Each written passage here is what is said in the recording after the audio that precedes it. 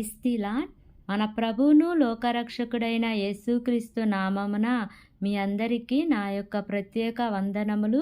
ఈ ఉదయకాల సమయమున దేవుడు మనకిస్తున్నటువంటి వాగ్దానమును చదువుకుందాం. అపోస్తుల కార్యములు 3వ అధ్యాయము 8వ వచనము. వాడు దిగ్గున లేచి నిలిచి నడిచెను, నడుచుచు గంతులు వేయుచు దేవుణ్ణి స్తుతించుచు వారితో కూడా దేవాలయములోనికి వెళ్ళెను. ఆమేన్. దేవునికే మహిమ కలుగును గాక. ఈ ఉదయకాల సమయమున దేవాతి దేవుడు ఈ యొక్క వాగ్దానము ద్వారా మనందరితో మాట్లాడుతూ ఉన్నారు. ఈ యొక్క వాక్యమును మనం జ్ఞాపకం చేసుకుంటే, వాడు దిగ్గున లేచి నిలిచి నడిచెను, నడుచుచు గంతులు వేయుచు దేవుణ్ణి స్తుతించుచు వారితో కూడా దేవాలయములోనికి వెళ్ళెను. ఆనాడు పగలు 3 గంటలకు ప్రార్థనా కాలమున పేతురు గారు యోహాను గారు దేవాలయమునకు వెళుతూ ఉన్నారు.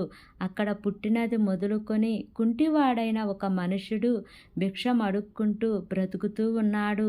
ఎప్పుడైతే దేవుని శిష్యులైన పేతురు గారి వైపు యోహాను గారి వైపు నాకేమైనా దొరికిద్దా అని ఆశ కలిగి వారి వైపు చూచిన ఈ కుంటివాడు వారి వైపు స్పష్టంగా చూచినప్పుడు వారి వద్ద ఏమైనా దొరుకుతుందని ఆశ కలిగి ఉన్నప్పుడు పేతురు గారు అద్భుతమైన రీతిలో నజరేయుడైన యేసుక్రీస్తు నామమున లెమ్మని ఆజ్ఞాపించగానే పుట్టినది మొదలుకొని నడవలేని వాడు ఎక్కడికైనా వెళ్ళాలి అంటే నలుగురు సహాయమును తీసుకునే ఆ వ్యక్తి మరలా దిగ్గున లేచి నడిచి గంతులు వేస్తూ సంతోషముగా దేవాలయములోనికి దేవుణ్ణి స్తుతించటానికి వెళ్ళినాడు. ఈరోజు దేవుడు ఇంత గొప్ప వాగ్దానమును నీకిస్తూ ఉన్నారు. ఆనాడు ఆయన శిష్యుల వైపు చూచి ఆశ కలిగిన ఆ పుట్టిగుడ్డివాడైన ఆ వ్యక్తే గొప్పగా స్వస్థత పొందుకుంటే, ఈరోజు నీవు దేవుని ఎరిగి బాప్తీసం పొందుకొని నిజమైన దేవునిని ఆరాధిస్తున్న నీవు విశ్వాసముతో దేవుని తట్టు చూస్తే, విశ్వాసముతో దేవుని సన్నిధిలో ప్రార్థిస్తే ఈరోజు దేవుడు నీ ప్రార్థన అంగీకరించడా? ఈరోజు దేవుడు నీ పట్ల గొప్ప కార్యములు చేయడా? ఒక్కసారి ఆలోచన చేయండి.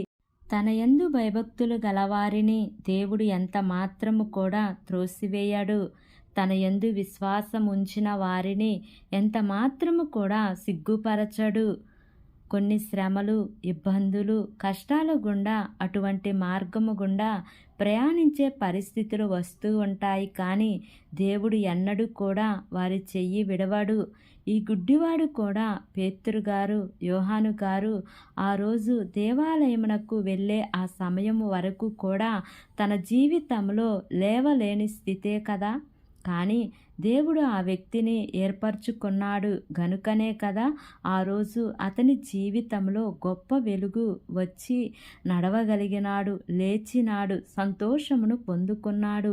ఈ ఉదయకాల సమయమున ఈ యొక్క వాక్యము వింటున్న ప్రియా సహోదరి సహోదరుడా, ఈరోజు నీవు కూడా నీ జీవితంలో దేవుడు ఒక సమయమును పెట్టి ఉన్నాడు.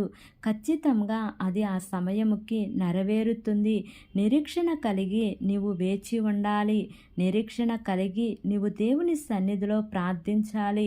ఈరోజు ఈ వాగ్దానం వింటున్న నీవు ఏ పరిస్థితులలో పడిపోయి ఉన్నావో, ఏ పరిస్థితులలో నుంచి లేవలేక ఉన్నావో, అయా నాకు సహాయము మనుషుల నుంచి దొరకటం లేదని నీవు మొరపెడుతూ ఉన్నావో, ఈరోజు దేవుడు సెలవిస్తూ ఉన్నాడు. మనుషులు నీకు సహాయము చేసినా చేయకపోయినా నా దేవుడు అద్భుతంగా నీకు సహాయం చేయబోతూ ఉన్నారు. కనుక ఈ వాగ్దానమును నమ్మి ఈ వాగ్దానం ప్రకారంగా జీవిద్దాం. దేవుడి వాగ్దానము మనందరి జీవితములలో నెరవేర్చబడును కాక. ఆమేన్. ప్రార్థన చేసుకుందాం. ప్రేమ కలిగిన యేసయ్యా, కృప కలిగిన దేవా, నీకు వందనాలు తండ్రి. నీకు స్తోత్రములు ప్రభా. ఇంతవరకు నీ కృపలో మమ్మను కాచి కాపాడిన విధానాన్ని బట్టి నీకు వందనాలు తండ్రి. ఈ ఉదయకాల సమయమున ఈ యొక్క వాగ్దానము ద్వారా మాతో మాట్లాడుతూ మమ్మల్ని బలపరుస్తూ ధైర్యపరుస్తూ వచ్చిన విధానాన్ని బట్టి నీకు వందనాలు ప్రభా. ఎంతమంది బిడ్డలైతే ఈ వాక్యమును వింటూ ఉన్నారో తండ్రి, వింటున్న ప్రతి ఒక్క బిడ్డ జీవితంలో ఈ వాగ్దానాన్ని నెరవేర్చమని మిమ్మల్ని వేడుకుంటున్నాను ప్రభా. నా యొక్క ప్రార్థన ఆలకించి అంగీకరించమని నజరేయుడైన యేసు అతి పరిశుద్ధ నామమున అడిగి వేడుకొని పొంది ఉన్నాము తండ్రి. Amen, amen, amen. Praise the lord. God bless you all.